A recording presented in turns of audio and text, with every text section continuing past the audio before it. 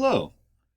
We've reached the end of our time together as a class, and so I'm recording this little video presentation to talk a little bit about how we might feel about that, and also about the future, about the immediate future, and about a little further in the future. So let's start by talking a little bit about our feelings. The first thing I want to say is congratulations. You've made it to the end of English 100, and not everyone can say that.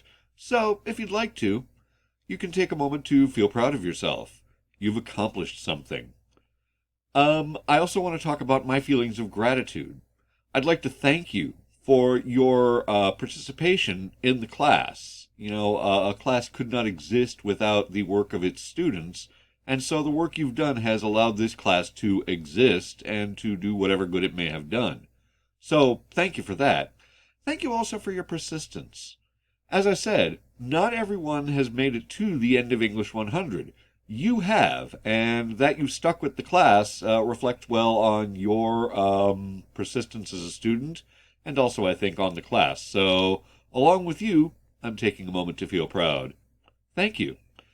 Now I'd like to talk a little bit about the immediate future. What is going to happen right at the end of this class?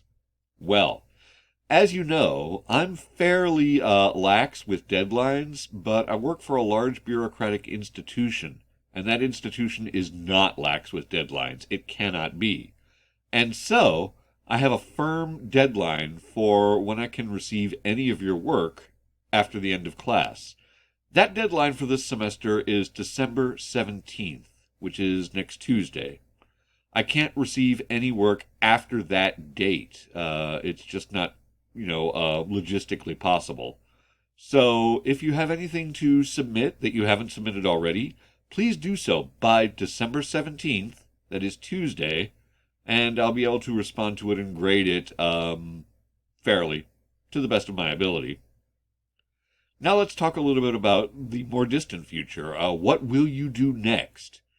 Well, as an English teacher, I have an interest in recommending more English classes to you because I'd like to keep you in our department.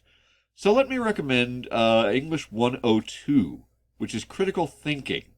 It is an exploration of the kind of thought you did when we were talking about logos and pathos and ethos. You'll do a lot of reading, you'll do a lot of writing, and you'll do a lot of thinking about how writers create their arguments. I can also tell you that English 102 helps a transfer, so if that's part of your goal, English 102 might help you achieve that. I can also recommend English 135, which is business English. English 135 concentrates on the kind of language that specifically business people use to communicate with each other, which is a little bit different from the kind of academic language you've used in this class. So if you have plans to go into business, that might be a useful class for you, English 135. And finally, I can recommend English 140, which is appreciation of literature. If you'd like to read more short stories or poems or plays and talk about those, that's the class for you. It will provide you with more tools to allow you to effectively look at and discuss works of literature, and to perhaps even get more out of them than you would ordinarily. So you might think of those classes, English 102, English 135, English 140, as you continue to think about what to do next academically.